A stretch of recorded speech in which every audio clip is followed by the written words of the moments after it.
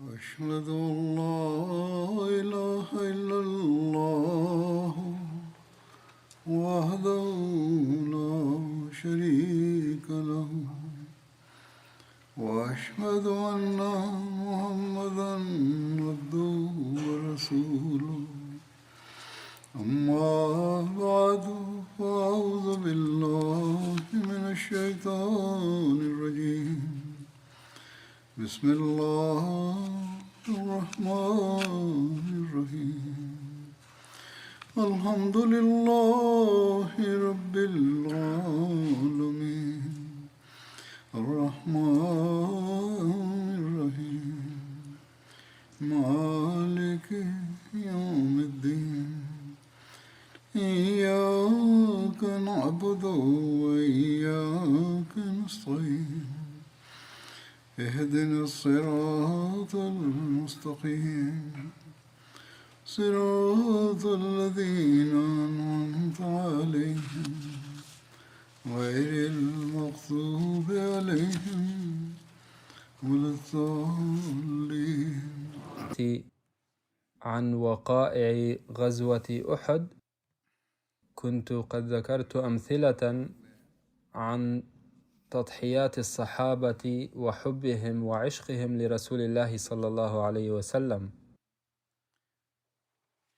ويوجد بينها واقعات بشأن شجاعة سيدنا علي رضي الله عنه. ورد في رواية بشأن علي رضي الله عنه أن ابن قمأ قتل مصعب بن عمير رضي الله عنه في غزوة أحد، وظن أنه قتل رسول الله صلى الله عليه وسلم، فرجع إلى قريش فقال قتلت محمدا. فلما قتل مصعب بن عمير أعطى رسول الله صلى الله عليه وسلم علي بن أبي طالب اللواء، وقاتل علي ورجال من المسلمين.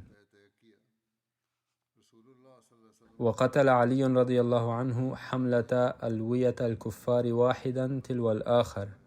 أبصر رسول الله صلى الله عليه وسلم جماعة من الكفار فقال لعلي احمل عليهم، فحمل عليهم. وقتل عمرو بن عبد الله الجمحي وفرق جمعهم.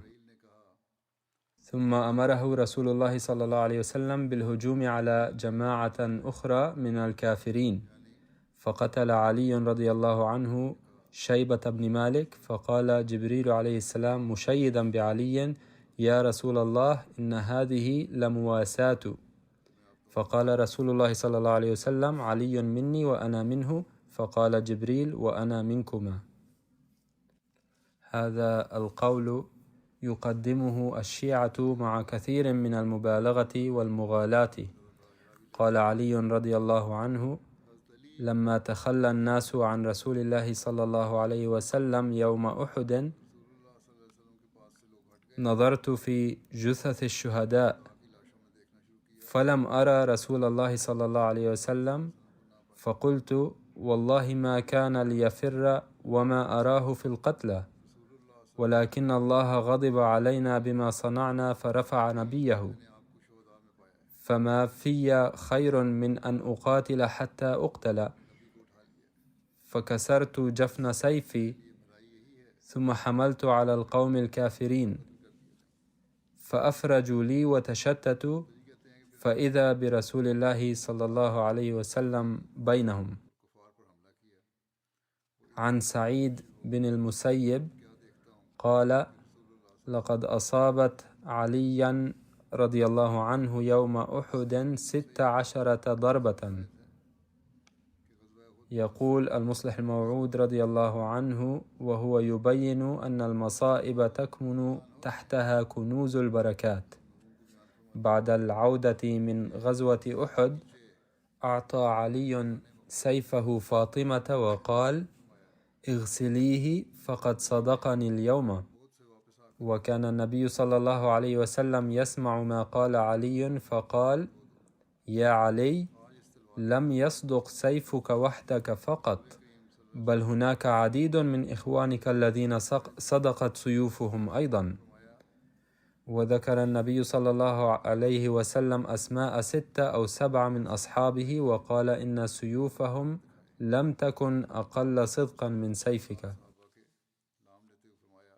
وقد ورد عن أبي طلحة الأنصاري بهذا الصدد عن أنس رضي الله عنه: لما كان يوم أحد انهزم الناس عن رسول الله صلى الله عليه وسلم وانفرجوا عنه، وأبو طلحة بين يديه محجوبا عليه بحجفة، وكان راميا شديد النزع، كسر يومئذ قوسين أو 3، أي كان ينزع القوس بشدة حتى تنكسر. وكلما مر أحد من الصحابة في جعبته النبل قال له رسول الله صلى الله عليه وسلم: انثرها لأبي طلحة، أي أن طلحة يجيد الرمي فآته سهامك. وكان طلحة ثابتا أمام رسول الله صلى الله عليه وسلم. قال أنس: وكان النبي صلى الله عليه وسلم يشرف على القوم فيقول له أبو طلحة: بأبي أنت وأمي يا رسول الله، لا تشرف لا يصيبك سهم، نحري دون نحرك، أي فداك أبي وأمي، لا ترفع رأسك مخافة أن يصيبك سهم من سهام الكفار، وصدري أمام صدرك. هذه الرواية وردت في البخاري عن أنس بن مالك رضي الله عنه أن أبا طلحة كان بين يدي رسول الله صلى الله عليه وسلم محجوبا عليه بحجفة، وكان راميا ماهرا، وكان رسول الله صلى الله عليه وسلم إذا رمى أبو طلحة رفع بصره ينظر أين يقع سهمه. وورد أن أبا طلحة رضي الله عنه كان ينشد في غزوة أحد البيت التالي: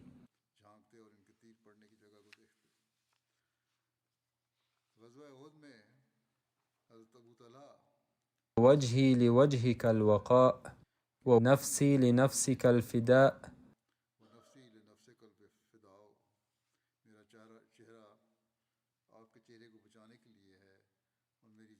وكتب حضرة ميرزا بشير أحمد رضي الله عنه عن أبي طلحة الأنصاري: كسر أبو طلحة الأنصاري 3 أقواس أثناء الرماية، وكان دون رسول الله صلى الله عليه وسلم، ووقى جسده صلى الله عليه وسلم بترسه.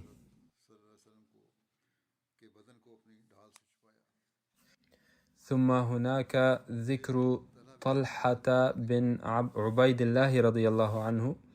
أبو طلحة الأنصاري أما هذا فهو قريشي.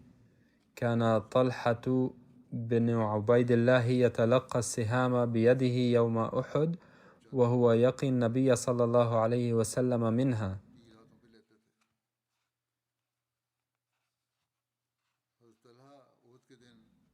شهد طلحة يوم أحد مع النبي صلى الله عليه وسلم، وكان من الذين ثبتوا معه وبايعوه على الموت.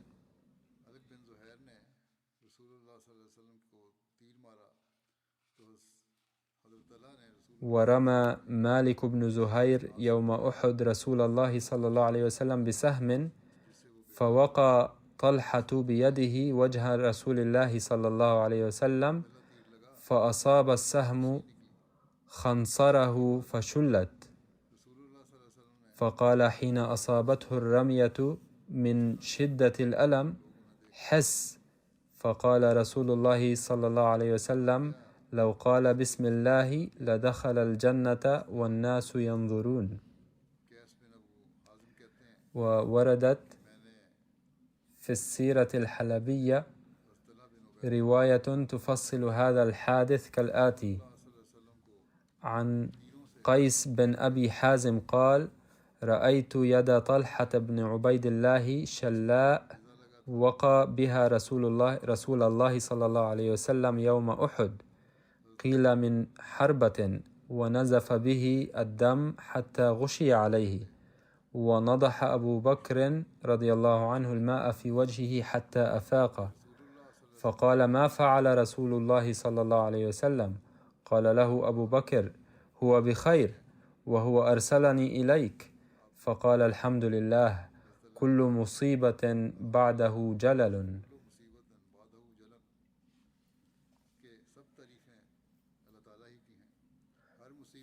عن عائشة رضي الله عنها وأم إسحاق ابنتي طلحة قالتا: جرح أبونا يوم أحد 24 جراحة،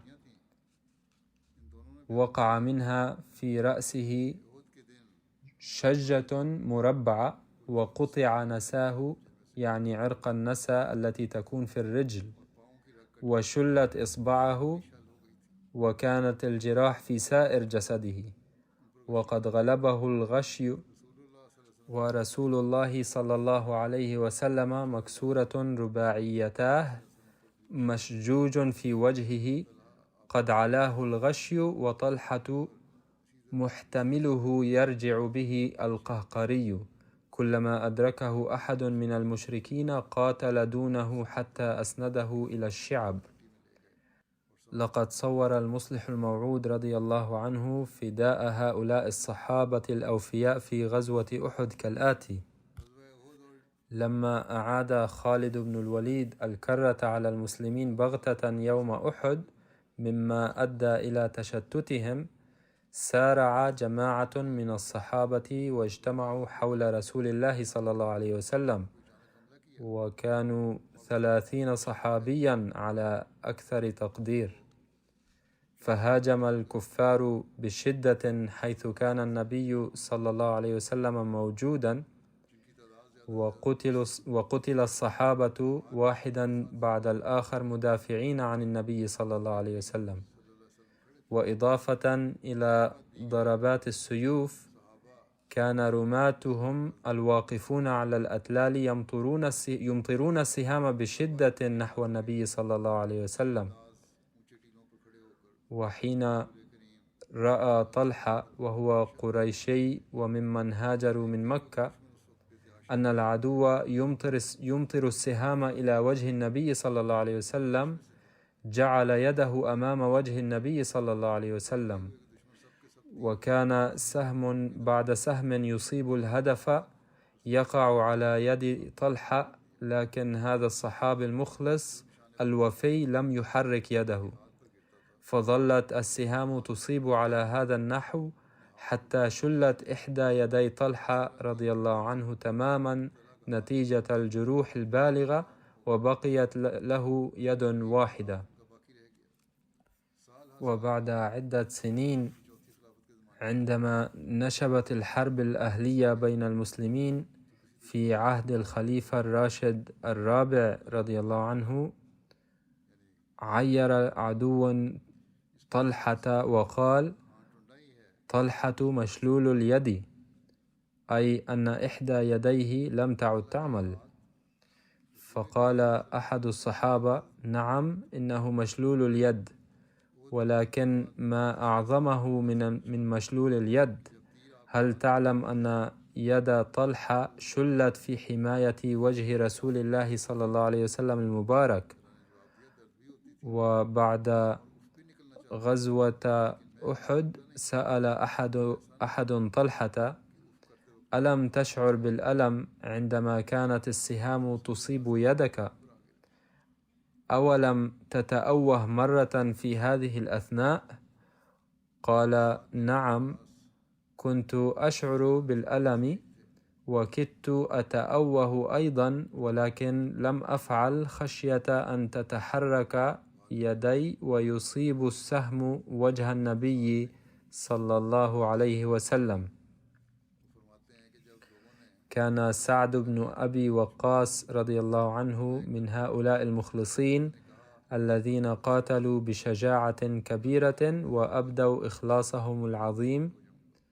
عن عائشة بنت سعد عن أبيها قال: لما جال الناس أي الأعداء يوم أحد تلك الجولة، تنحيت فقلت: أذود عن نفسي فإما أنجو وإما أستشهد.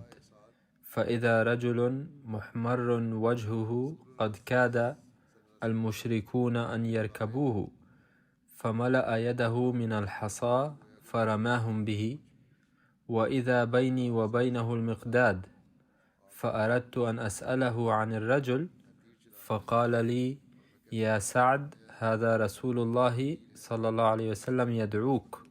فقمت ولكأنه لم يصبني شيء من الأذى، فأتيته فأجلسني أمامه، فجعلت أرمي وأقول: اللهم سهمك فارم به عدوك. ورسول الله صلى الله عليه وسلم يقول: اللهم استجب لسعد، اللهم سدد لسعد رميته. إيها سعد، فداك أبي وأمي، فما من سهم أرمي به إلا قال رسول الله صلى الله عليه وسلم: اللهم سدد رميته وأجب دعوته. حتى إذا فرغت من كنانتي نثر رسول الله صلى الله عليه وسلم ما في كنانته، فنبلني سهما نضيا، قال: وهو الذي قد ريش وكان أسد من غيره. قال الزهري: السهام التي رمى بها سعد يومئذ كانت 1000 سهم. لم يثبت مع النبي صلى الله عليه وسلم يوم أحد إلا قليل من الصحابة، وكان سعد بن أبي وقاص منهم. كتب ميرزا بشير أحمد رضي الله عنه في هذا الموقف ما يلي: كان رسول الله صلى الله عليه وسلم بنفسه يناول سعدا السهام، فكان يرمي بها الأعداء بشدة، وقال مرة: يا سعد، ارمي فداك أبي وأمي. وظل سعد يفتخر بهذه الكلمة طول حياته. وفي رواية قال سعد بن أبي وقاص: نثل لي النبي صلى الله عليه وسلم كنانته يوم أحد، فقال: ارمي فداك أبي وأمي. قال علي رضي الله عنه: ما جمع رسول الله صلى الله عليه وسلم أباه وأمه لأحد إلا لسعد بن أبي وقاص. قال له يوم أحد: ارمي فداك أبي وأمي. وقال له: ارمي أيها الغلام الحزور. وهناك رواية أخرى أيضا في صحيح بخاري قد ورد في التاريخ علاوة على سعد بن أبي وقاص اسم الزبير بن العوام أيضا، الذي قال له النبي صلى الله عليه وسلم: فداك أبي وأمي. وقد ورد ذكر تضحية أبي دجانة رضي الله عنه أيضا، فقد جاء في رواية أن أبا دجانة تترس دون رسول الله صلى الله عليه وسلم، فوقف أمامه متوجها إليه، فصار يقع النبل على ظهر أبي دجانة وهو منحن حتى كثر فيه النبل. يقول ميرزا بشير أحمد رضي الله عنه في بيان صمود أبي دجانة رضي الله عنه: ظل أبو دجانة يحمي النبي صلى الله عليه وسلم بجسمه، حيث كان يتلقى على جسمه جميع السهام والحجارة التي كانت تستهدف النبي صلى الله عليه وسلم، فشلت نتيجة كثرة السهام، ولكنه لم يتأوه قط خشية أن تعرض أدنى حركة جسم النبي صلى الله عليه وسلم لسهام العدو. كذلك ذكر سهل بن حنيف رضي الله عنه الذي كان من عظماء الصحابة الذين ثبتوا يوم أحد وبايعوا النبي صلى الله عليه وسلم على الموت. فقد ثبت سهل أمام النبي صلى الله عليه وسلم كالجنة، وحين تشتتت المسلمون إثر الهجوم الشديد من العدو جعل ينضح سهل بالنبل عن رسول الله صلى الله عليه وسلم، فقال رسول الله صلى الله عليه وسلم: نبلوا سهلا فإنه سهل. وقد ورد ذكر صحابية أيضا اسمها عمارة المازنية رضي الله عنها، التي قالت يوم أحد بشجاعة كبيرة، وكانت صحابية مخلصة جدا. كان اسمها الكامل نسيبة عمارة المازنية، وهي زوجة زيد بن عاصم رضي الله عنه. قالت: خرجت أول النهار إلى أحد وأنا أنظر ما يصنع الناس، ومعي سقاء فيه ماء، فانتهيت إلى رسول الله صلى الله عليه وسلم وهو في أصحابه، والدولة والربح للمسلمين، وذلك في بداية المعركة. فلما انهزم المسلمون، وذلك عندما ترك الرماة الجبل، فهاجم المشركون من الوراء، وتفرق المسلون إلى هنا وهناك، وهاجمهم المشركون. فتتابع الرواية: انحزت إلى رسول الله صلى الله عليه وسلم، فجعلت أباشر القتال وأذب عن رسول الله صلى الله عليه وسلم بالسيف، وأرمي بالقوس، حتى خلصت إلي الجراح إذ جرحت كتفها. فسئلت: يا عمارة، من أصابك بهذا؟ قالت: أقبل ابن قميئة، وقد ولى الناس عن رسول الله صلى الله عليه وسلم، يصيح: دلوني على محمد، فلا نجوت إن نجا. فاعترض له مصعب بن عمير، فكنت فيهم، فضربني هذه الضربة، ولقد ضربته على ذلك ضربات، ولكن عدو الله كان عليه درعان. وقال بعض العلماء: خرجت نسيبة يوم أحد وزوجها زيد بن عاصم وابناها خبيب وعبد الله رضي الله عنهم، وقال لهم رسول الله صلى الله عليه وسلم: رحمكم الله أهل البيت. وفي رواية قال صلى الله عليه وسلم: بارك الله فيكم أهل بيت. فلما دعا لها النبي صلى الله عليه وسلم بهذا الدعاء، قالت له عمارة أي نسيبة رضي الله عنها: ادعو الله أن نرافقك في الجنة. فقال صلى الله عليه وسلم: اللهم اجعل رفقائي في الجنة.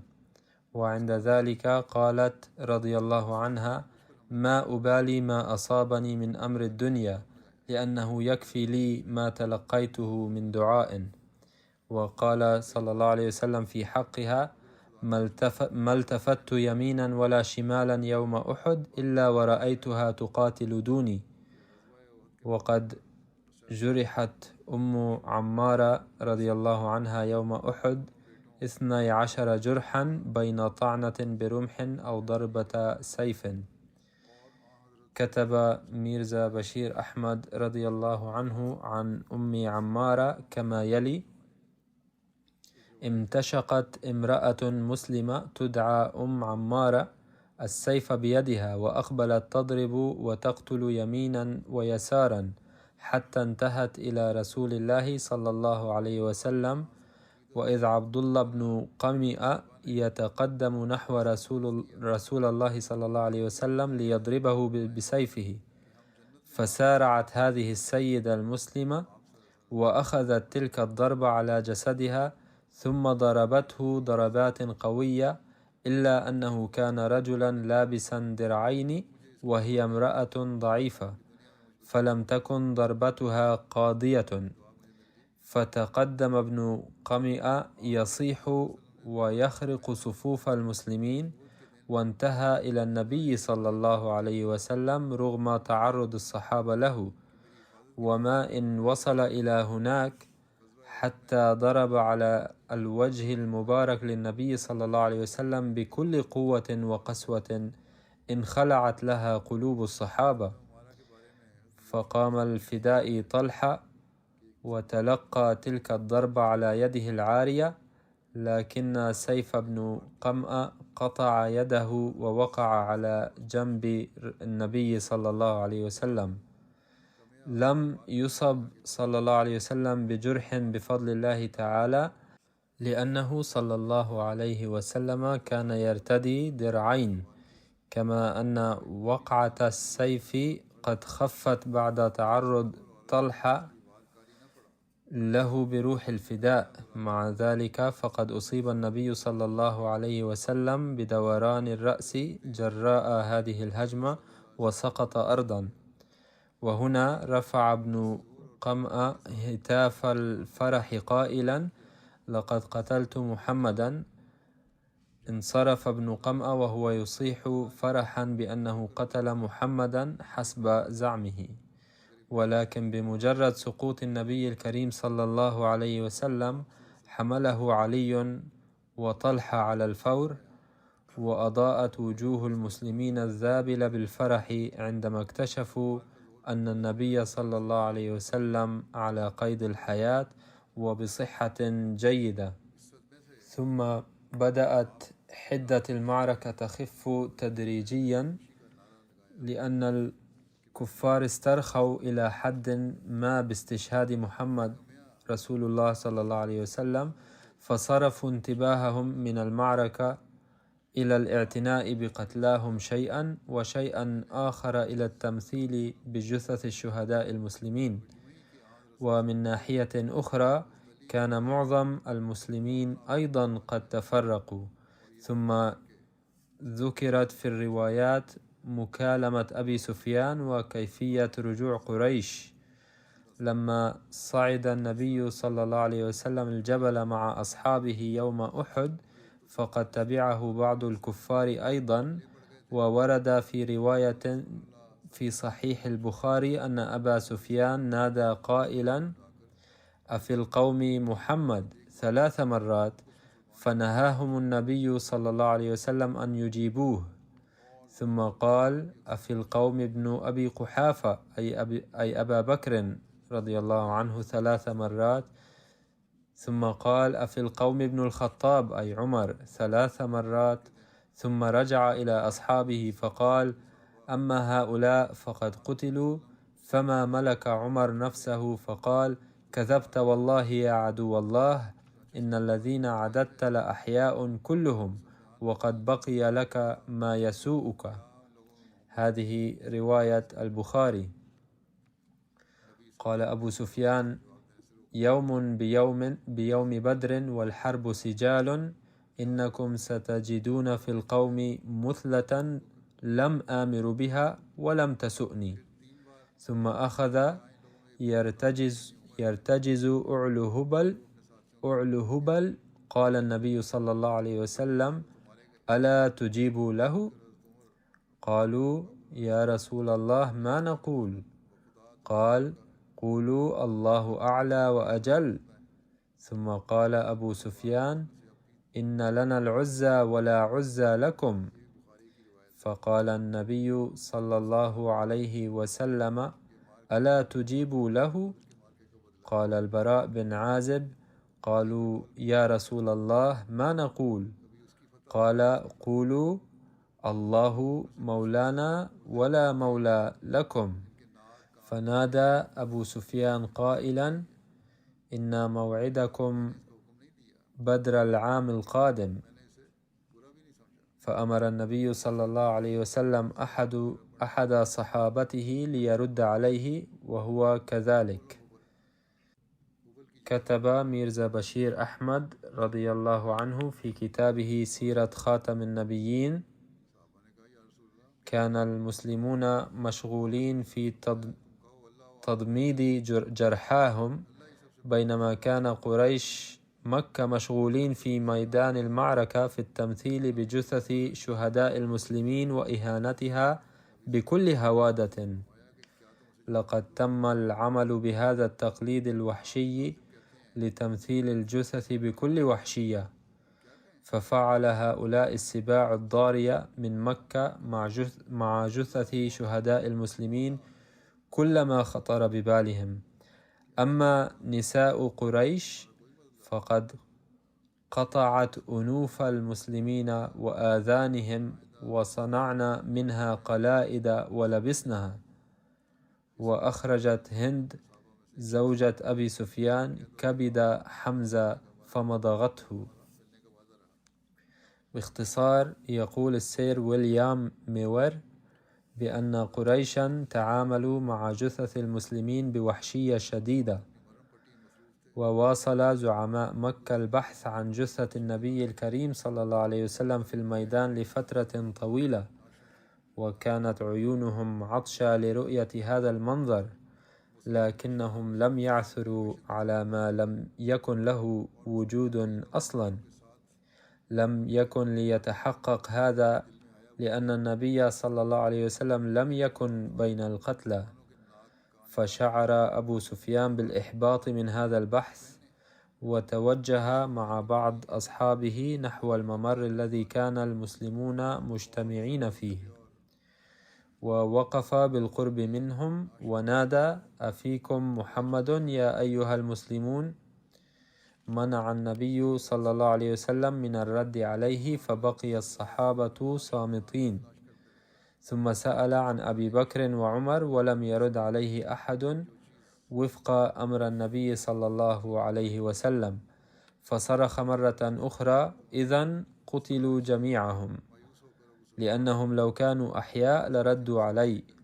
عندها لم يملك عمر نفسه وقال: أنت كاذب يا عدو الله، إن الذين ذكرتهم أحياء، وسوف يذلك الله تعالى بأيدينا.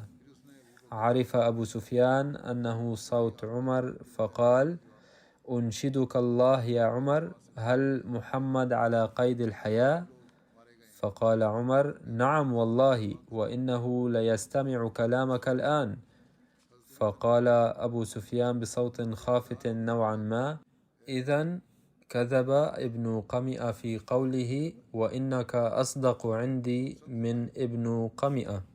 ثم تابع أبو سفيان يصيح بصوت عال: أعلو هبل. امتنع الصحابة من الرد عليه لأن النبي صلى الله عليه وسلم كان قد منعهم منه سابقا، ولكن النبي صلى الله عليه وسلم الذي أمر بالالتزام بالصمت عند ذكر اسمه اضطرب عند ذكر اسم صنم مقابل اسم الله تعالى، وقال: لماذا لا تجيبون؟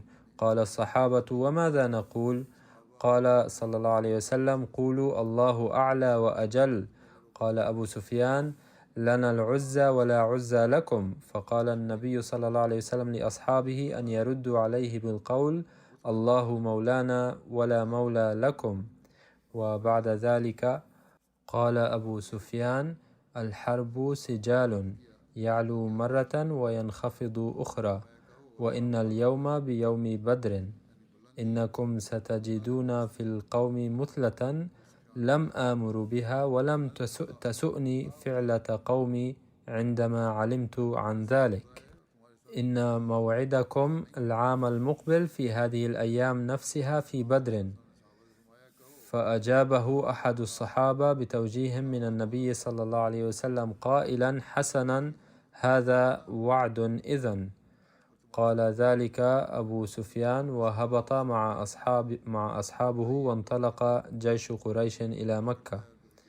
يقول حضرته: من الغريب أن قريشا رغم إحرازهم الغلبة على المسلمين ونظرا للأسباب المادية المتاحة لهم، لو أرادوا أن يستغلوا انتصارهم هذا للقضاء على المسلمين لكان سهلا عليهم، وفي الوقت نفسه كان بإمكانهم شن الغارة على المدينة على كل حال، لكن الله تعالى تصرف في قلوبهم، فرأوا من المناسب أن يعودوا إلى مكة سريعا مغتنمين بما أحرزوا الانتصار في ميدان أحد، إذ كانوا رغم هذا الانتصار مرتعبين في سريرة نفوسهم.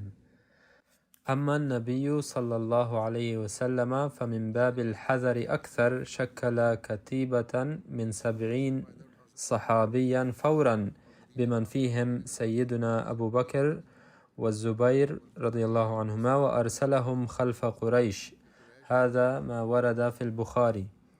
لقد كتب المؤرخون عموما أنه صلى الله عليه وسلم بعث سيدنا علي وفي بعض الروايات سعد بن أبي وقاص خلف جيش قريش ليعرف إذا كان قريش ينوي الغارة على المدينة أم لا، وقال له: إذا رأيتهم يركبون الإبل وتسير معهم الخيول فارغة فافهم أنهم عائدون إلى مكة ولا يريدون الغارة على المدينة، أما إذا كانوا يركبون الخيول فافهم أن نيتهم ليست سليمة.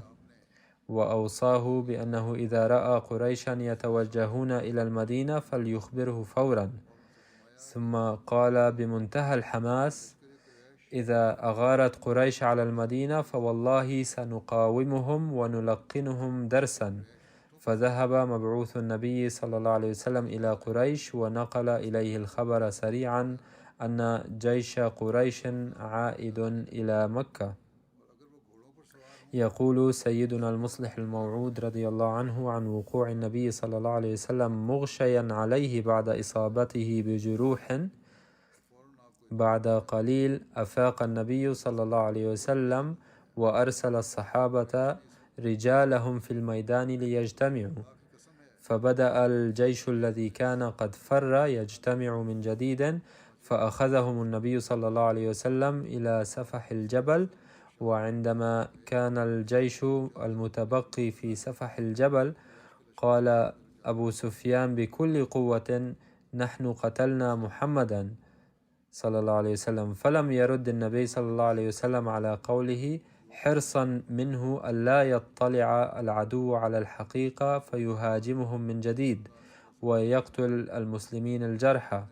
فلما لم يجد أبو سفيان أي جواب من الجيش الإسلامي أيقن أن ما قاله هو صواب، فنادى بملء فيه: لقد قتلنا أبا بكر أيضا. فنهى النبي صلى الله عليه وسلم أبا بكر أيضا عن الجواب. ثم أعلن أبو سفيان: إنا قتلنا عمر أيضا. فأراد عمر الذي كان متحمسا أن يقول ردا على أبي سفيان: إنا بفضل الله أحياء وجاهزون لمقابلتك، فمنعه النبي صلى الله عليه وسلم قائلا: لا تلقي المسلمين في المشكلة والزم الصمت. عندها أيقن الكفار أنهم قتلوا مؤسس الإسلام وساعديه الأيمن والأيسر، وهتف أبو سفيان عاليا: أعلو هبل أعلو هبل الذي قضى اليوم على الإسلام. يقول حضرة المصلح الموعود رضي الله عنه: إن الرسول صلى الله عليه وسلم نفسه الذي كان قد نهى الصحابة عن الرد على أبي سفيان من قبل عند ادعائه بقتله صلى الله عليه وسلم وقتل أبي بكر وعمر، لئلا يكرر العدو الهجوم على المسلمين الجرحى ويستشهد بأيديهم حفنة من المسلمين. حين رأى الهجوم على وحدانية الله تعالى وسمع هتاف الشرك اضطرب، فقال للصحابة بمنتهى الحماس: لماذا لا تردون؟ فقالوا: يا رسول الله بماذا نرد؟ قال: قولوا الله أعلى وأجل، الله أعلى وأجل، أي كذبت في قولك أن هبل على، كلا، بل الله الذي وحده لا شريك له أعلى وأجل. وبذلك أخبر صلى الله عليه وسلم العدو أنه ما زال حيا. وهذا الرد الناجم عن الشجاعة والبسالة قد أثر في جيش الكفار تأثيرا عميقا جعلهم لا يتجرؤون على الكرة على المسلمين. فعادوا إلى مكة محتفلين بما أحرزوا من الفتح، رغم أن هذا الرد كان قد خيب آمالهم تماما، وكانوا يستطيعون القضاء على حفنة من المسلمين الجرحى أمامهم بسهولة بحسب القوانين المادية. لقد تناول سيدنا المصلح الموعود رضي الله عنه هذا الحدث من شتى الجوانب في شتى المواضع، وسأذكرها في المستقبل. والآن أقول لكم كالمعتاد أن استمروا في الدعاء لتحسن أوضاع الفلسطينيين عموما، فقد سمعنا أن الجهود تبذل لوقف إطلاق النار في غزة، وقد توافق على ذلك الحكومة الإسرائيلية لحد ما، وفي الوقت نفسه هناك احتمال متزايد لاندلاع الحرب على حدود لبنان، وهو سيؤثر في سكان الضفة الغربية أيضا. ليس للعدل أي أثر عند الحكومات الغربية، والآن قد بدأ يكتب الصحفيون في هذه البلاد بمزيد من التفصيل أن الظلم قد بلغ منتهاه. إن قادة أمريكا يشجعون على الحروب لتحسين اقتصادها، ولذلك يزداد دخلهم لأن مصانعهم تنتج الأسلحة أكثر. وقد بدأ المحللون هناك أيضا يقولون إن أمريكا تسعى لتطول الحرب لتحسين اقتصادها وتفسد في الأرض، فهم لا يعرفون أنهم لا يستطيعون الخلاص من بطش الله.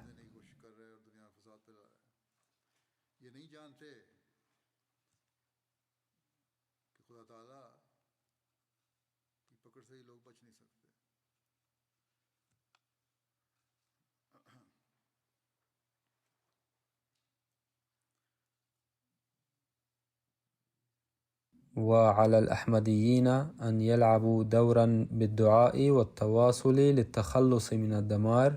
في الآونة الأخيرة جاء الخبر أن أمريكا وبريطانيا وغيرهما رفضت تمويل وكالة الأمم المتحدة للمساعدة بتهمة أن 11 أو 12 من أعضائها يؤيدون حماس، فبهذه الحجة يقطعون المساعدة عن أهل فلسطين ظلما، وإنما هو للتضييق عليهم.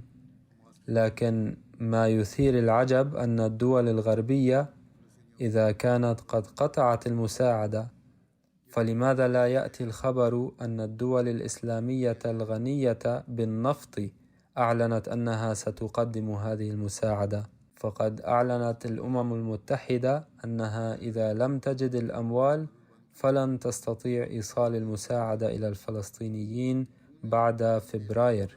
على كل حال، نسأل الله تعالى أن يوفق هذه البلاد الإسلامية لإسهامها، وأن ينتهي الفساد في العالم، فالخطر باندلاع الحرب مع إيران يتزايد. كذلك أدعو الله للأحمديين في اليمن أيضا، فقد توفي أحد المعتقلين هناك لعدم توفر العلاج الصحيح له، والتفاصيل تصل بصعوبة، وعندما نجد التفصيل أكثر سأصلي على المرحوم جنازة الغائب إن شاء الله تعالى. فادعوا الله لهؤلاء الذين يواجهون المشاكل. ادعوا الله للأحمديين في باكستان أيضا، فهناك يجعل الأحمديون هدفا لنيل المصالح السياسية دوما، كما أن الجماعة في خطر من قبل بعض المنظمات المتطرفة، فالأحمديون يواجهون الخطر المضاعف في كل مكان لكونهم مواطنين أولا وأحمديين ثانيا. فادعوا الله للأحمديين الساكنين في ربوة والمدن الأخرى أن يجعل كيد الأشرار يحيق بهم، وأن يحفظ الأحمديين في كل بلد، وأن يدرك العالم الحقيقة أنه لا بقاء له إلا بالرجوع إلى الله تعالى. فالطريق الوحيد للبقاء أن يعرفوا الله تعالى ويؤمنوا بمن بعثه، وفقهم الله لذلك.